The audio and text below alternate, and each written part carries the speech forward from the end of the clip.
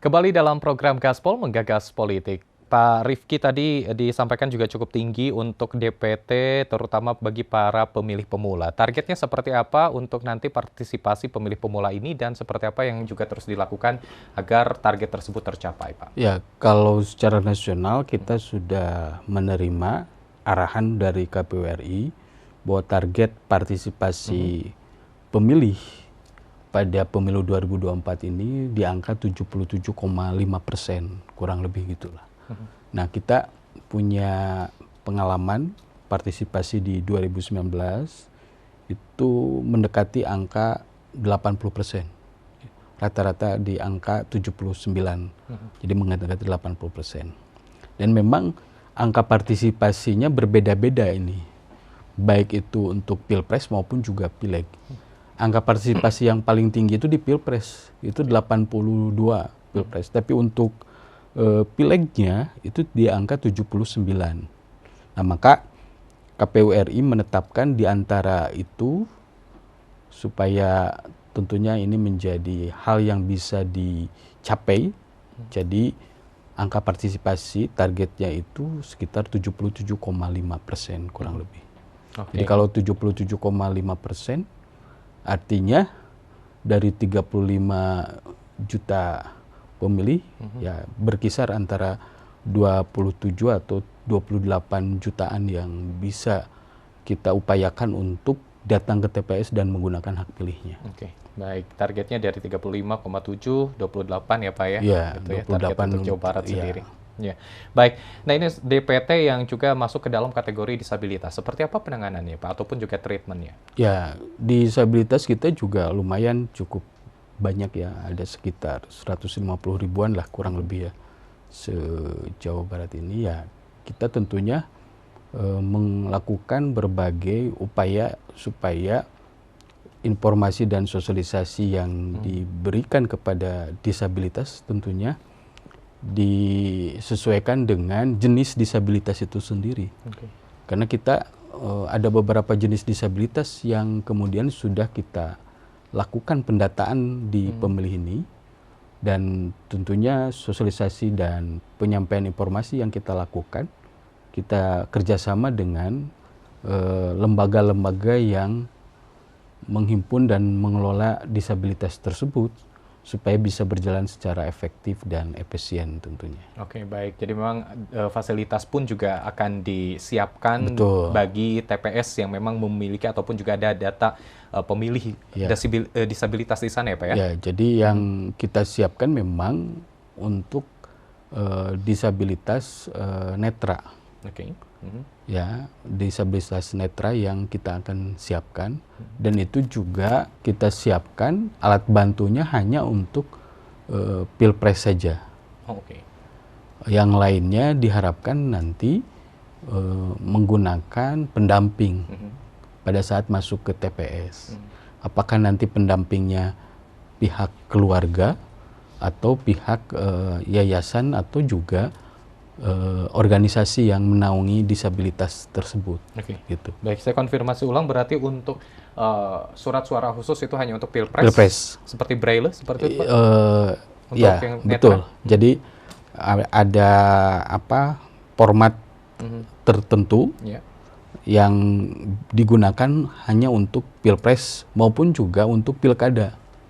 Oke. Itu. Nah, selebihnya itu kita tidak bisa lakukan karena memang terlalu besar. Maka solusi yang diberikan oleh KPU RI bagi yang disabilitas netra ini harus didampingi. Apakah siapa yang akan mendampingi disabilitas netra itu? Orang yang dipercaya oleh disabilitas netra itu sendiri gitu. Baik, kalau kemudian percaya kepada petugas untuk menjaga kerahasiaannya, didampingi oleh petugas. Apabila tidak percaya kepada petugas, bisa oleh keluarga dan pihak lain yang dipercaya untuk menjaga kerahasiaannya. Tentu. Oke, baik. Jadi sudah disiapkan secara seksama untuk para pemilih disabilitas. Terkait juga para peserta pemilu ini sendiri nih Pak, tahapannya sudah sampai mana, terutama soal administrasi bakal calon anggota legislatif? Ya. Apakah sudah sampai nanti data-datanya sudah lengkap atau masih banyak juga yang tanda kutip nih masih lama nih Pak verifikasinya ataupun juga memperbaiki data yang harus diserahkan? Ya, jadi memang sekarang ini tahapan yang sedang berjalan adalah tahap pencalonan. Tahapan pencalonan yang sudah kita lakukan itu memasuki tahapan akhir dari proses pencalonan, yaitu kita sedang melakukan proses verifikasi administrasi untuk perbaikan dokumen persyaratan calon. Jadi banyak kemarin dokumen persyaratan calon yang belum memenuhi syarat. Dan bagi yang belum memenuhi syarat, kemudian diberikan waktu untuk dilengkapi, diperbaiki, dan kemudian diserahkan kembali untuk kita lakukan proses pemeriksaan. Apakah itu menyangkut keabsahan dokumen, kesahan dokumen, maupun juga menyangkut kegandaan terkait dengan administrasi yang dilakukan. Dan proses ini akan kami lakukan sampai dengan tanggal 6 Agustus nanti, yang kemudian nanti akan dilakukan penyusunan dan pengumuman daftar calon sementara. Oke. Baik, ini menarik soal bacalek ganda. Nah, ini ditemukan seperti apa? Apakah di DPRD kota ikut, DPRD provinsi ikut, bahkan di luar provinsi Jabar ikut? Seperti apa nih Pak di lapangan? Bermacam-macam kegandaan ini. Ada yang kemudian yang kami terima itu bisa kegandaannya eksternal. Ada ganda internal, juga ada ganda eksternal. Nah, maka kemudian solusi yang kami sampaikan, ketika ada ganda eksternal harus bikin surat pernyataan. Ya, kan ada kasus, misalnya satu orang, dia tercatat di 2 partai yang berbeda tentunya, maka si calon ini harus menyampaikan surat pernyataan yang bersangkutan mau masuk sebagai calon di partai mana. Nah, itu kegandaan. Ada juga ganda internal. Dia tercatat nyalon di provinsi, juga di kabupaten kota, maupun juga ada yang tidak hanya di provinsi tapi juga tercatat di RI. Nah, kalau ganda internal kan itu penyelesaiannya bisa lebih mudah, tinggal konfirmasi ke partai mau yang dicoret mau yang mana. Nah, yang agak susah itu ganda eksternal, gitu ya. Ketika kemudian bikin surat pernyataan, kan dua-duanya ternyata bikin surat pernyataan. Partai A bikin surat pernyataan, partai B saling mengklaim kan. Maka kita harus melakukan klarifikasi kepada yang bersangkutan. Mau di mana? Memilih yang mana ya? Memilih yang mana. Ada yang ternyata direbutkan ya Pak ya? Iya.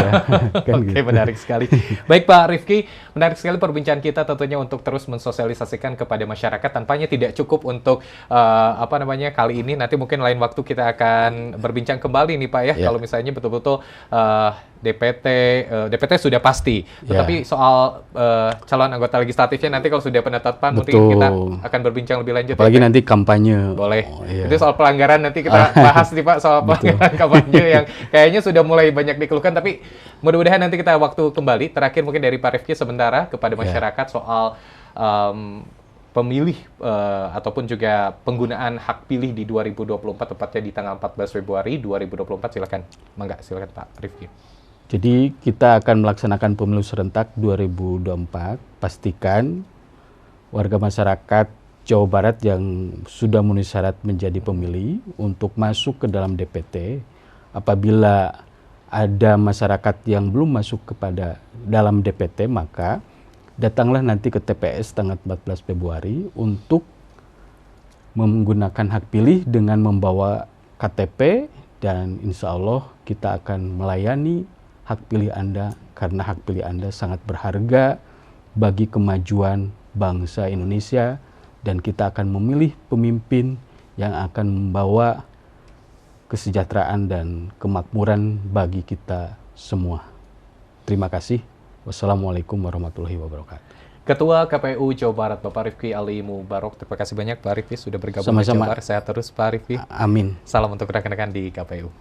Ya pemirsa, itu dia perbincangan kita. Sekali lagi jangan sampai lewatkan tanggal 14 Februari 2024 merupakan waktu bagi Anda untuk menentukan 5 tahun Indonesia ke depan. Dan tentunya juga Anda bisa terus menyimak program Gaspol Menggagas Politik sebagai program edukasi untuk Anda di masa-masa menjelang pemilu 2024. Dan tentunya Anda bisa menyimak kembali melalui YouTube channel kami di iNews TV Bandung. Mewakili kru yang bertugas, saya Irfan Budiawan mengucapkan terima kasih atas perhatian Anda. Selamat beraktivitas, tetap semangat, dan sampai jumpa.